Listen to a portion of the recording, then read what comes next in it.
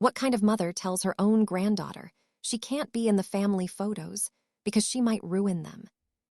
Mine did, and she said it in front of 90 guests in a rented barn while I stood there in an apron holding a tray I had paid for myself.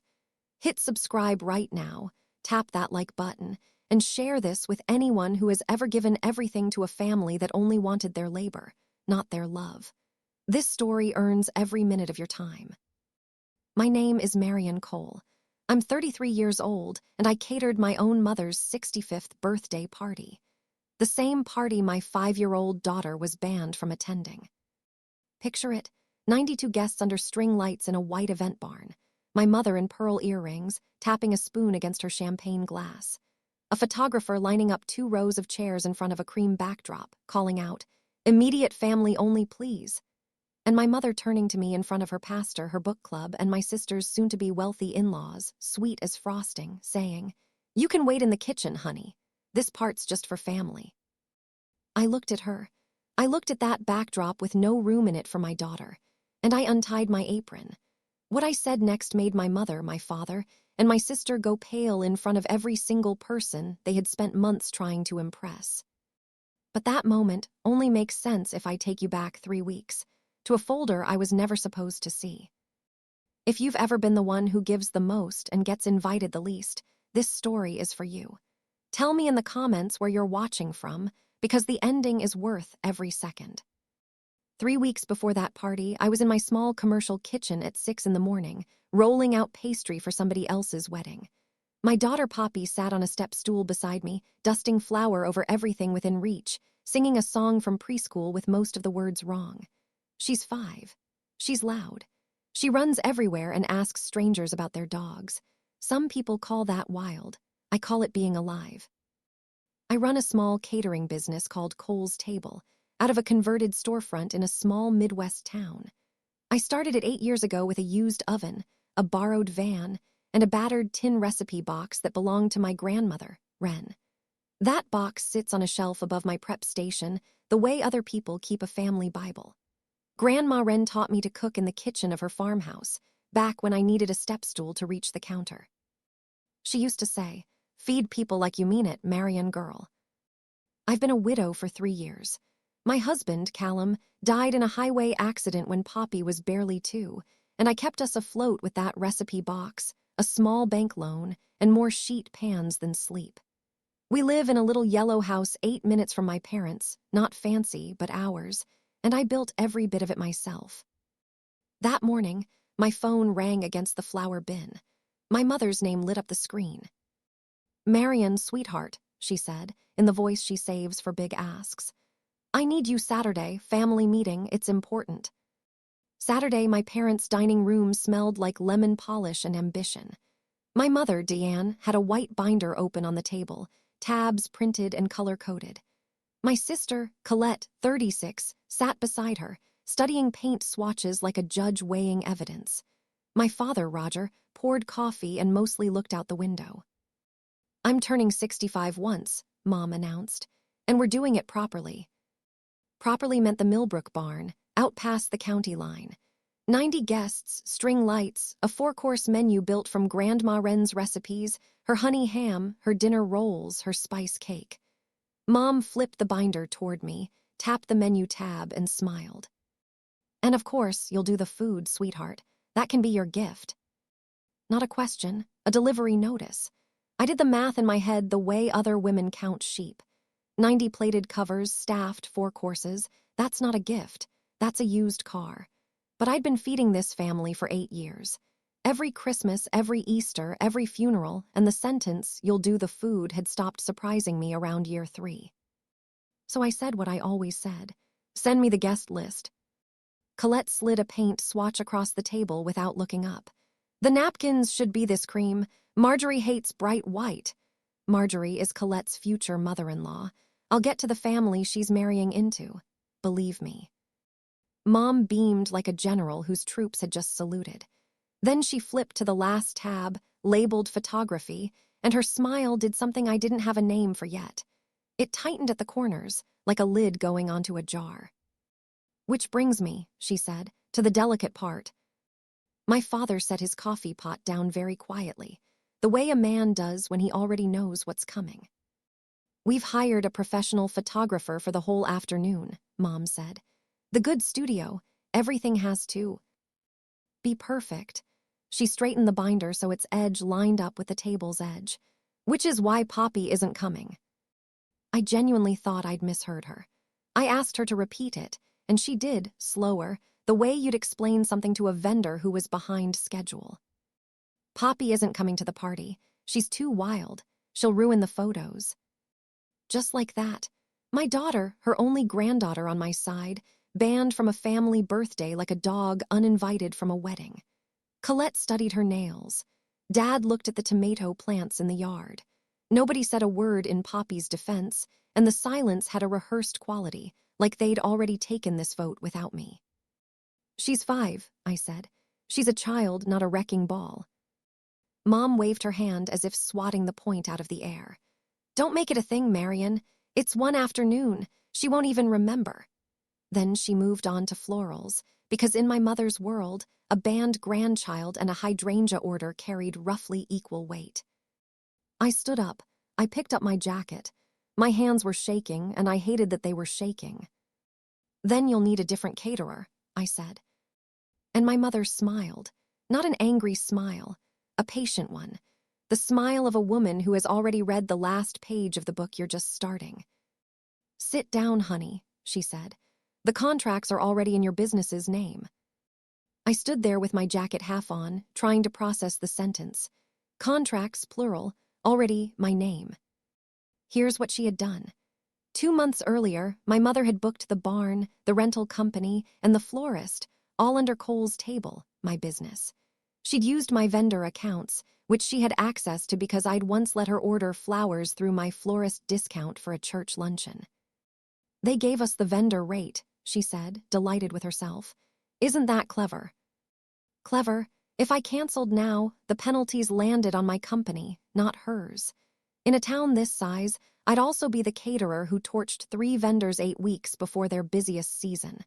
My reputation is my payroll." She knew that. She knew it when she typed my company's name into those booking forms. That night, I called Millbrook Barn to confirm what I already feared. Client of record, Cole's table. Deposit paid in the spring on my business card, the one my mother had borrowed the number from. I thanked the coordinator and hung up and stood in my kitchen for a long minute. One thing kept snagging in my mind, and it wasn't the money yet. A photographer for the whole afternoon. A ban on one small girl. Since when did my mother care that much about photos? That night, after Poppy was asleep with her stuffed rabbit and one sneaker still on, I sat at my desk with a glass of wine I never touched. In my drawer sat every invoice from 8 years of family events, because I keep records the way my mother keeps appearances. I did something I had never let myself do. I added it all up. The number was $28,600. 19 events, priced at market rate, the same as I'd bill any stranger. Food, staff, rentals, my time. I checked it twice, because I'm the kind of woman who checks things twice, and it came out the same both times. Nothing hurts until somebody shows you the picture. Only once had I tried to bill them. Last spring, for their 40th anniversary, I'd sent an invoice for groceries only, my labor free. My mother arrived at Sunday dinner with the envelope in her purse and cried at the table. "After the party for my 65th, she'd said, patting my hand, "we'll settle everything up at once. I promise." I wrote that down because I don't trust promises I can't hold in my hand. Her actual signature sat beneath it, looping and proud. I found that page again that night and clipped it to the front of a manila folder. I wasn't building a bomb. I was doing what I do for any client who stops paying, organizing the file. Records, not revenge. The difference is what let me sleep. 18 months earlier, my sister Colette had gotten engaged to Julian Marsh, and my family's entire orbit found a new son. The Marshes are old money, the kind with a wrought iron gate, a country club, and strong opinions about napkin color. My mother joined Marjorie's book club within the season. Dinner conversations stopped being about anyone's actual life and became a long rehearsal for an audience of 2. 4 days after that family meeting, Colette swept into my shop with 6 menu changes. The short ribs were out, Marjorie preferred beef tenderloin. My deviled eggs were a little church potluck. She wanted a raw bar, like the club does. I wrote it all down like a good vendor. Then she got to her real reason for coming. Day of, could you dress a little neutral? The Marshes notice everything. I looked up. I'll be in a chef coat, Colette, cooking. Perfect, she said, relieved, as if I'd agreed to be wallpaper. At the door, almost as an afterthought, she added, oh. Mom told you about Poppy, right? Good. It's honestly for the best. The bell over my door jingled cheerfully behind her. I stood there holding a menu with no short ribs and a brand new question. For the best? Who's best? If you've ever had a family member rewrite the truth about your own child just to make their story more convenient, comment the word receipts below. I want to know I'm not the only one who eventually added it up. I made one honest attempt at a compromise. I called my mother and offered this. Poppy comes for cake, 1 hour, then I take her home before the photography starts. She wouldn't touch a camera. My mother sighed the sigh of a woman beset by unreasonable daughters.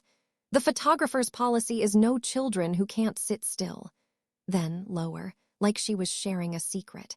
And frankly, Marion, after what she did to Grandma Wren's gravy boat, I'd think you'd want to keep her home.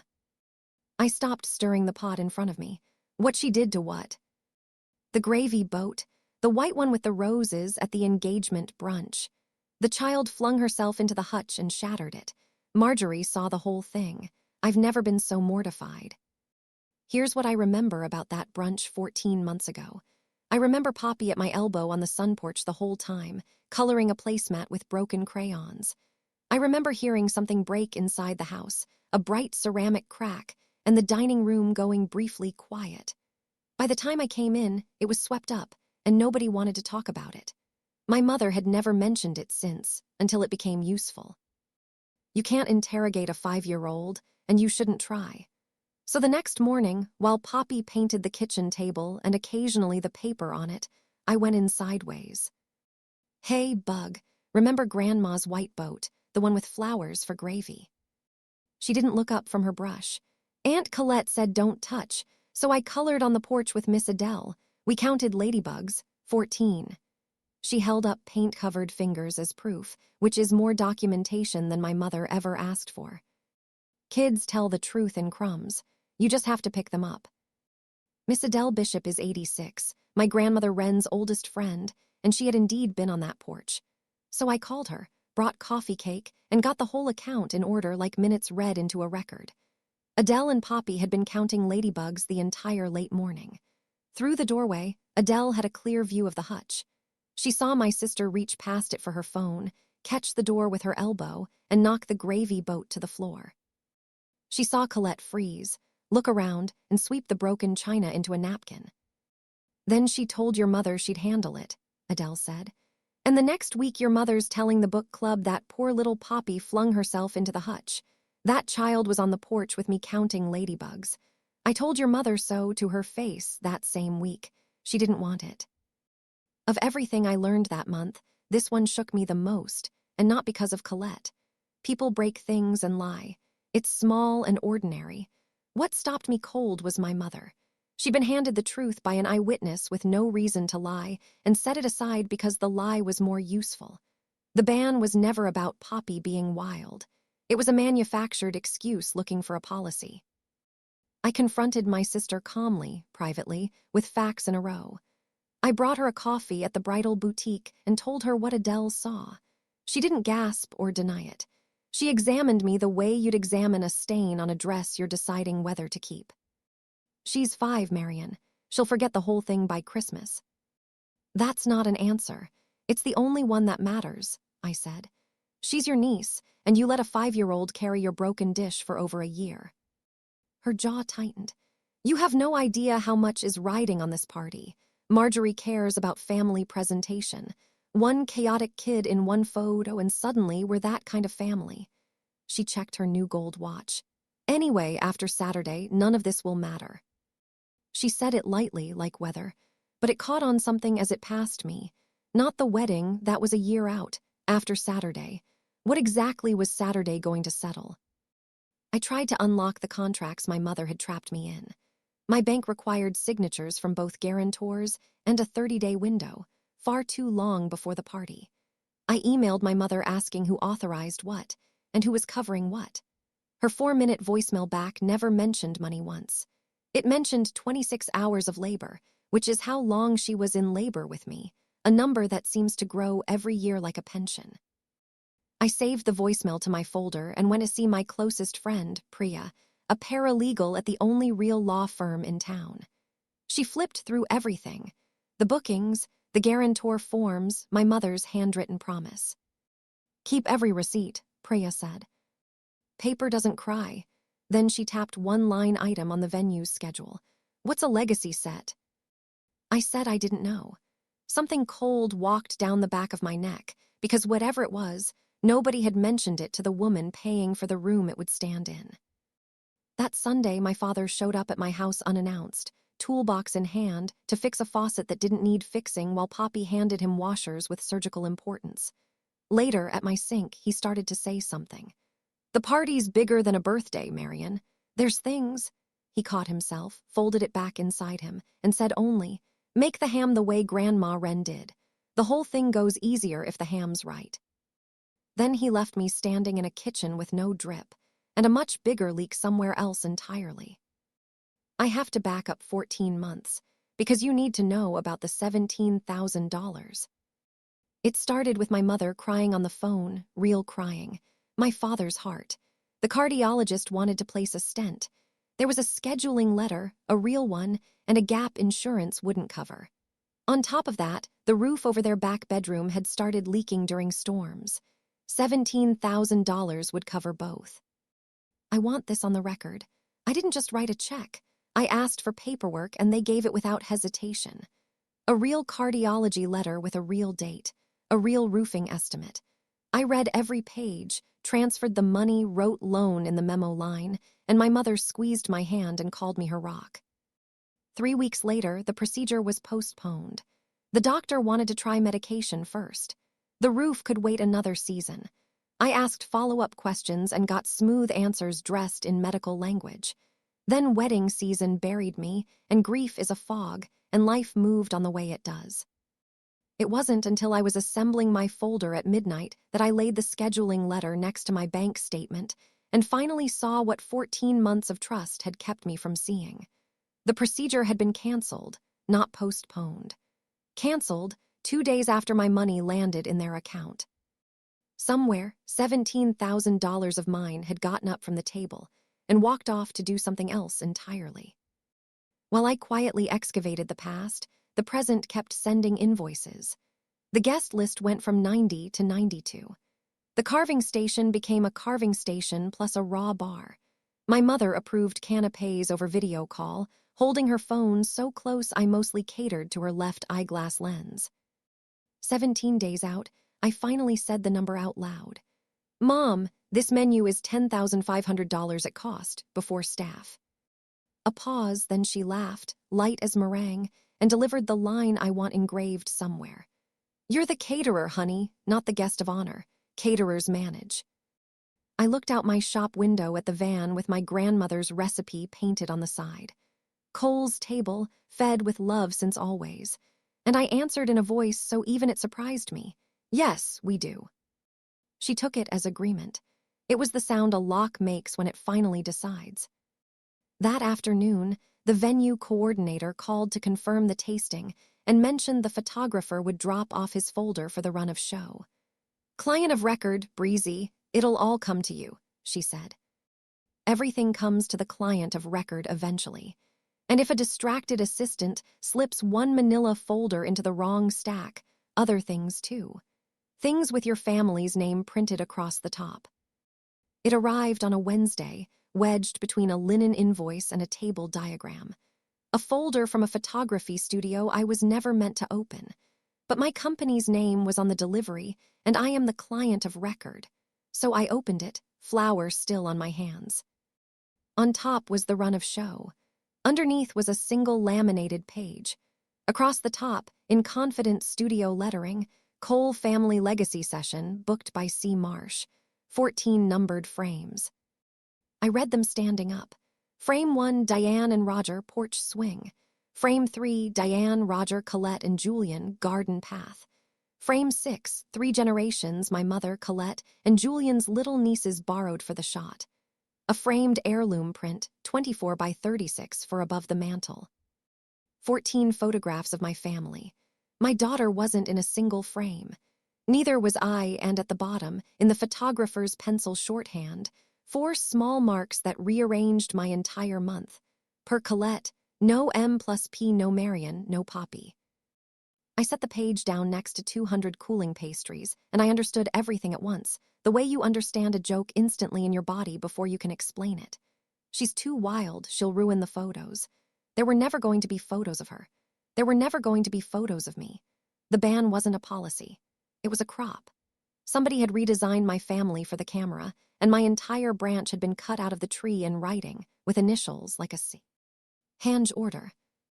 Before I tell you what that party was really for, tell me, have you ever found your own name missing from something you paid for?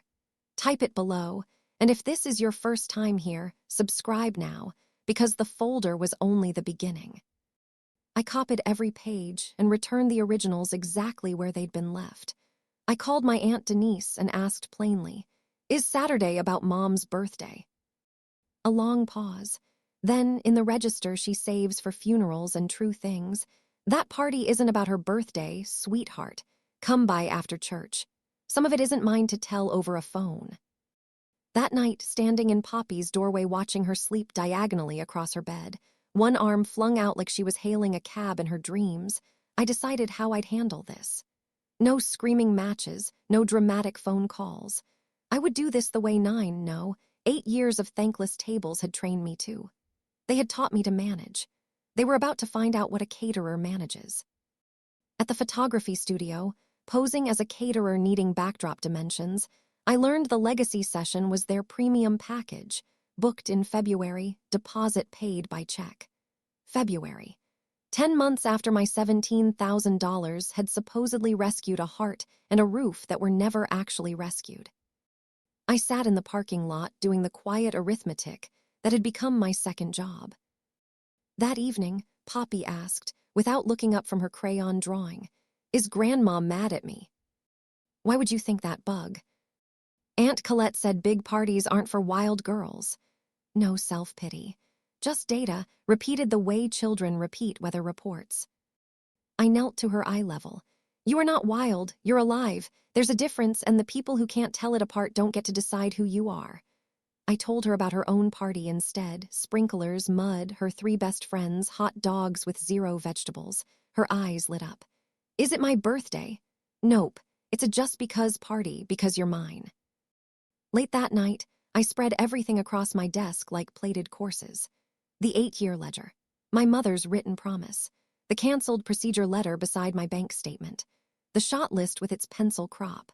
I costed out walking away entirely. It would run nearly $50,000 in penalties and lost work, plus one more thing I couldn't absorb, teaching my 5-year-old that loud people win and quiet people cater. So I chose a third option. Cook the party. Magnificently. Every dish from Grandma Wren's tin made exactly her way. Fulfill every line of every contract my mother had signed in my name. And when the room was full and the glasses were raised, serve the truth for dessert, calmly, in order, with copies. Priya read through everything again and looked up. "Marion, you are the client. Your mother booked everything under your business to dodge deposits, which means on paper, this is your event. The venue answers to you. The program is yours to run." She underlined a clause. The client may address guests at the client's event. "She built the cage," Priya said, "and put your name on the deed to it." Then her face changed. "One more thing. Before you finalize anything, you should see what got filed at the county recorder's office." On her screen, a quitclaim deed, my parents' lake cabin, the place where I learned to cook standing on a chair, sliding quietly to my sister. Notary appointment already booked. Monday morning, 2 days after the party. I sat very still and let the pieces click into place, one after another like place settings going down. Saturday.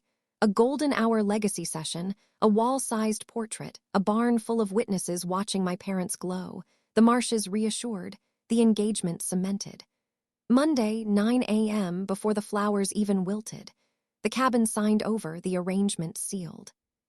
After Saturday, none of this will matter. That's what my sister had told me.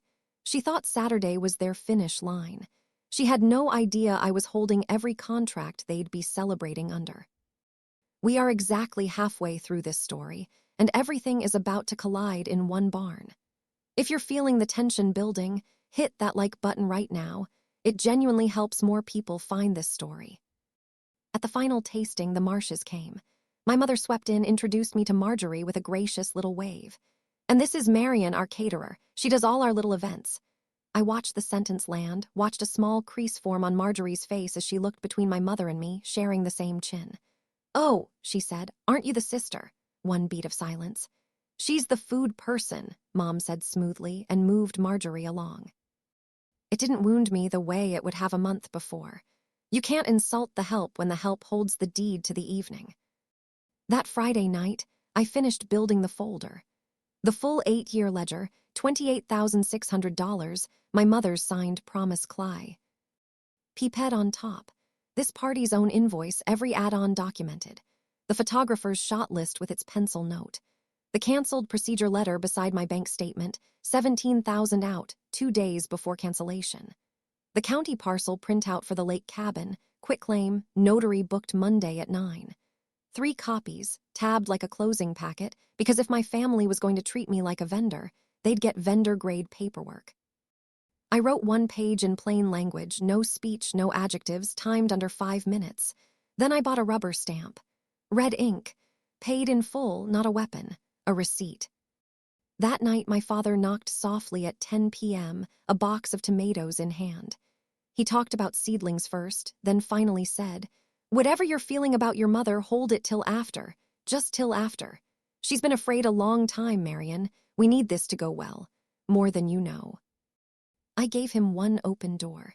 "Dad, did you know Poppy's not in a single photograph tomorrow?" He looked at the tomatoes for a long moment, then said, "Good night, kiddo," and walked back into the dark. He hadn't said yes. He hadn't said no. A silence that careful is its own kind of answer. Sunday, my Aunt Denise laid an envelope on her table. A country club invitation, new members, my parents, sponsored by Julian's father. Initiation fee, $13,000. I did the arithmetic aloud, quietly, like reading a verdict. $13,000 for the club. $3,000 for the legacy photo deposit, paid in February. $16,000, close enough to the dollar to the exact size of a heart procedure that never happened and a roof that never got fixed. "Whose handwriting pays for things in that house?" Denise asked. "Honey, your mother hasn't written a check in 20 years. Roger Cole, your steady, quiet, tomato-growing father. Not a bystander to the fog, the bookkeeper of it.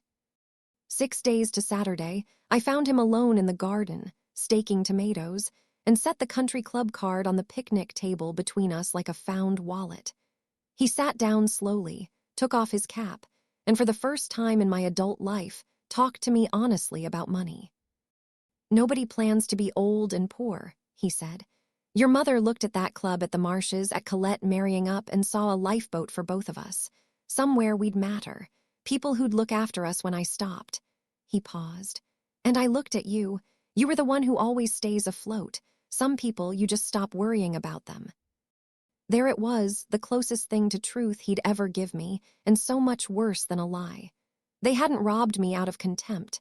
They'd robbed me out of confidence. I was the daughter who could take the hit. "You looked at me and saw a bank, Dad," I said gently, which was somehow the hardest way to say it. Friday was load-in. I ran it the way I run every event, clipboard, checklists, my staff hauling chafing dishes. I handed the coordinator my amended run of show, 1 new line, right after the birthday toast, a word from the caterer. She read it, clicked her pen, and said, "Your event, Marion, your program." That was the whole conversation. Saturday, 4 o'clock. The barn filled like a church on Easter. 92 guests. My mother's pastor, her book club, Grandma Wren's old bridge circle led by Adele Bishop with her cane and her good brooch. The Marsh table sat center, Marjorie, Julian's father, cousins under string lights, and the whole barn smelled like my grandmother's kitchen, because I'd baked her rolls that morning myself. At 4:55, my mother stood, champagne raised, pearl earrings catching the light, and gave a toast she'd clearly rehearsed for weeks. She thanked everyone, thanked the Marshes for welcoming Colette into such a wonderful family, talked about legacy and roots and branches. She did not mention the branch she'd had removed, or the 5-year-old currently eating ice cream at her aunt's house, or the caterer standing by the service line who had actually paid for the evening. Applause. Then the photographer stepped forward, announcing family portraits by the fireplace.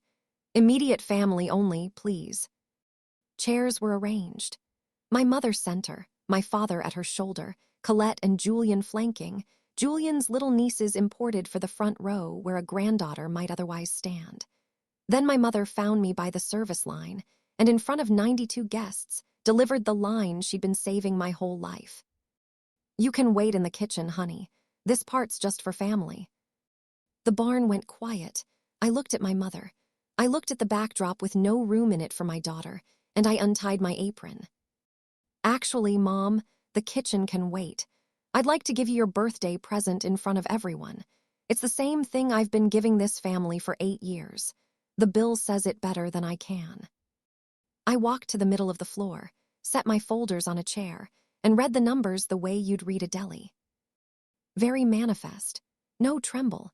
Tonight's menu, $10,500 at cost, gifted. 19 events over 8 years at market rate, $28,600, never billed except once when my mother promised in writing to settle up after tonight. I laid her signed promise where the light caught it.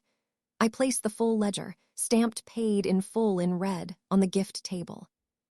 Colette rose, hissing that this wasn't the time. I opened the second folder. "You're right. The time was February when you booked a photographer." I read the frame list aloud, ending with, "My daughter is in none of the 14. Neither am I," and at the bottom, the photographer's own note. "No Marion, no Poppy." From the bridge circle, a cane struck the floor. Adele Bishop rose. "She never touched that gravy boat. That child was on the porch with me counting ladybugs when it broke. I told your mother so that very week." Then the money. I laid out the canceled procedure letter beside my bank transfer, the photographer's deposit paid in February, and the country club invitation. 15 and 3 is roughly what I sent for my father's heart. I thought I was paying for a stent. I paid for a backdrop and a membership. Julian's father stood, buttoned his jacket, and said quietly to Marjorie, "We'll call the Coles Monday." His family gathered their things and left. My mother broke, not into apology, but into performance, hands pressed to her pearls, voice climbing. "After everything this family has sacrificed for you." I let her run, because every second she performed, the room got a longer look at who she really was. Then I turned to my father. "Dad, did you know Poppy wasn't in a single frame?" The silence stretched long enough that the umbrella lights buzzed. Finally, he raised his head, looked at me, not at my mother, and said only, "We needed this to go well, Marion." No denial. That one sentence answered everything. My mother turned on me personally then, calling me bitter, grief-stricken, in need of help. The pastor rose quietly and simply put his hand on her shoulder. "That's enough," he said. I gave her the calmest sentence I had. "No, Mom. I'm doing this because you taught me to keep good books. I'm just reading them out loud." At the Marsh table, Julian set down the flower matched to his boutonniere, said something quiet to Colette, and walked out to hold the door for his mother. I spoke to the room one last time. "Please, everyone, stay. Enjoy the food. It's all Grandma Wren's recipes. She fed people like she meant it. That part of this family is still free." Then, quietly to my parents alone, though the room heard every word. "Monday at 9, sign whatever you sign. The cabin is yours to give, and I won't contest it. But Poppy and I are not props you crop out when the picture's too crowded. As of tonight, Cole's Table's family account is closed. Permanently." I took my spare house key off my ring and set it on the tablecloth in front of my father. "Sundays are done, Dad. I'll tell her you love her because that's true. It's just not enough." I lifted Grandma Wren's tin recipe box off the display table, tucked it under my arm, folded my apron beside the stamped ledger, and walked out. I didn't hurry. I didn't look back. Behind me, a cane found the floor. Adele Bishop rose and followed, and one by one, the whole bridge circle rose behind her, thanking me formally at the door on their way out, the way you'd thank a hostess. 2 more tables rose, murmuring about sitters and long drives. By the time the cake was cut, the barn was a third empty, and I'm told my mother stood alone in front of that cream backdrop, 65 years old, perfectly lit, with nobody left she needed to impress, and nobody at all in the frame beside her. The next morning was the exact opposite. My backyard hosted 6 5-year-olds, 1 sprinkler, unlimited mud, and Poppy in a paper crown running the whole thing like a tiny wet mare. The only photo I took all weekend hangs over my desk now. Poppy mid-leap through the sprinkler, blurred, shrieking with joy. Best photograph in the family. Monday, the deed got signed. The wedding was postponed indefinitely. The country club tabled my parents' membership pending sponsor review. 3 weeks later, a listing appeared online for the lake cabin, priced to move, because my sister, saddled with wedding deposits and no wedding, had to sell the one house she never once cooked in. An envelope came in my father's handwriting not long after. No letter, just a check for $17,000 and on a torn half sheet of paper in pencil. "It was yours. I'm sorry I knew." I deposited it into Poppy's college fund the same afternoon. Cole's table booked solid within a month, half of it strangers, half of it guests from that night. 92 witnesses make excellent word of mouth. People kept requesting one dish by name. The ham that made the book club cry. Grandma Wren headlining again at last. My mother's calls came weekly, then monthly, then stopped. I never blocked her number. Boundaries aren't walls. They're doors with locks that finally work. In December, a card arrived addressed to both of us, in my mother's careful hand. "Christmas Eve, just us, no cameras." It's on my refrigerator under a magnet Poppy made. I haven't answered it yet. Here's what I know now, the thing worth remembering long after this story ends. People who truly love you make room for you in the picture. And a child who's too wild for somebody's photograph is usually the only real thing left in the room. That's my story. 8 years of free tables, 14 frames, and we weren't in one. One red stamp that finally said paid in full. If this reminded you of a bill somebody's been letting you carry quietly, set it down this week. You're allowed. Share this with someone who's been treated like the help at their own family's table. Drop a comment, hit subscribe, and I'll see you in the next one.